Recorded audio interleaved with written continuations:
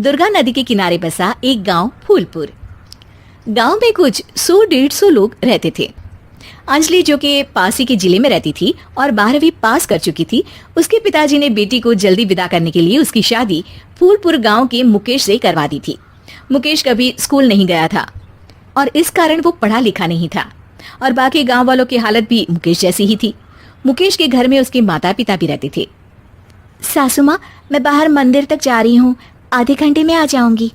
अरे अभी कहीं जाने की जरूरत नहीं है, चुपचाप जाके रसोई में रात के खाने की तैयारी करो। और ये घूंघट क्यों हटा लिया है तुमने? क्या पता नहीं कि इस गांव में औरतें बिना घूंघट के नहीं रहती। रात में अंजलि छत पर जाकर अपनी मम्मी से बात कर रही होती है।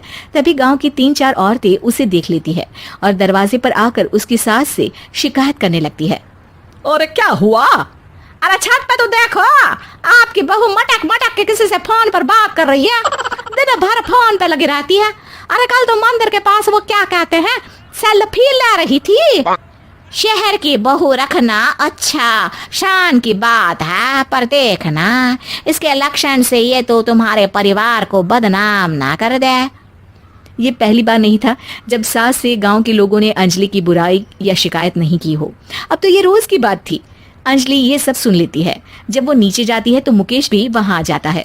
सास कहती है, बेटा, लोग घर आकर शिकायत करने लगे हैं बहू के कामों की, देख लो। पति हो, संयम से रखो इसे। माँ जी, मैं तो अपनी माँ से बात कर रही थी, क्योंकि यहाँ कोई बात करने लायक ही नहीं है और अब मैं माँ के पास ही रहूंगी। वहाँ क्या रहना, वहाँ बाहर के लोग तो ठीक है, पर घर के लोग भी इज्जत ना दे सके। अरे नहीं नहीं अंजलि, ऐसा नहीं है, धीरे धीरे सब ठीक हो जाएगा, तुम फिक्र ना करो। अरे बस कुछ बोलना ही नहीं है, सर पे चढ़ा रखा है बहू को। सास मुकेश की नरम बात सुन के वहां से मुंह चढ़ाकर चली जाती है। मैं तो कहती हूँ हम दोनों शहर चले जाते हैं। मैं पढ़ी लिखी हूँ, मुझे वहाँ नौकरी भी मिल जाएगी और थोड़े दिनों में आप भी वहाँ कुछ काम ढूंढ लेना।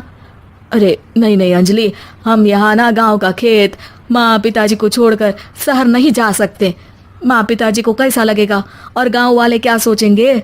ये कहकर मुकेश सोने चला जाता है और अंजलि की गांव वालों द्वारा बुराई का सिलसिला बहुत दिनों तक चलता ही रहता है।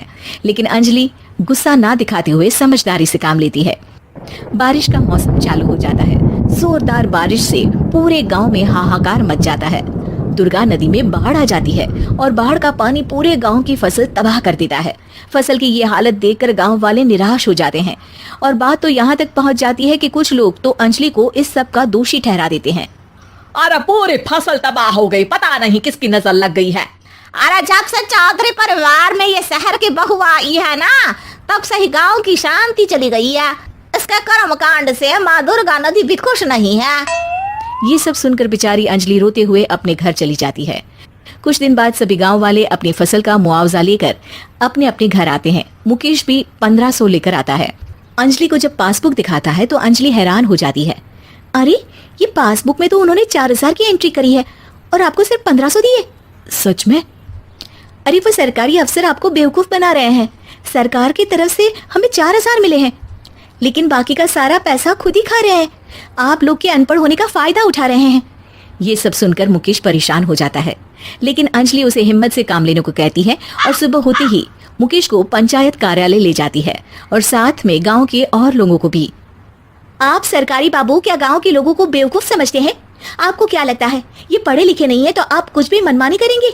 ये बेचारे दिन रात इतनी मेहनत करते हैं, ये हमारे अन्नदाता हैं और आप इनके साथ ऐसा धोखा करते हैं। अरे क्या बके जा रही है ये लड़की, किस धोखे की बात कर रही है? अपने कांड करके नदी माँ को नाराज करके हमारा नुकसान करके इसे चैन नहीं मिला क्या? सरपंच जी, इन सरकारी बाबू ने मुझे बेवकूफ बनाया है और मेरे हिस्से के पैसे खुद चट कर गए। बस ये सुनते ही सरपंच वहां से दुम दबाकर भाग जाता है। पता चलता है कि जनपद अधिकारियों ने गांव के सरपंच के साथ मिलकर सबके साथ धोखा किया है। सब लोगों का विरोध शुरू हो जाता है और आखिर में अधिकारी सब गांव वालों के हिस्सों के बचे हुए पैसे उन्हें लौटा देते हैं और कई दिन तक सरपंच गांव में लौटता ही नहीं। अंजलि, तुम नहीं होती तो हम गांव वालों को तो पता ही नहीं चलता कि ये हमें हर बार बेवकूफ बनाते हैं। हाँ हाँ अंजलि बेटी, हमें माफ कर दो। हम सब तुम्हें बुरा भला कहते रहे, लेकिन तुमने ही आज हमें बेवकूफ बनाने से बचाया है। हमें तुम पर गर्व है बेटी। अब समझ आया कि सरपंच तुमसे नहीं, तुम्हारे पढ़े लिखे होने से नफरत करता था। क्यों ना इस बार हम अंजलि को ही सरपंच पद के लिए चुन ले, क्या कहते हो गांव वालों? पढ़ी लिखी सरपंच। बस पूरा गांव अंजलि के लिए ताली बजाता है और अंजलि की सास उसे खुशी से गले लगा लेती है।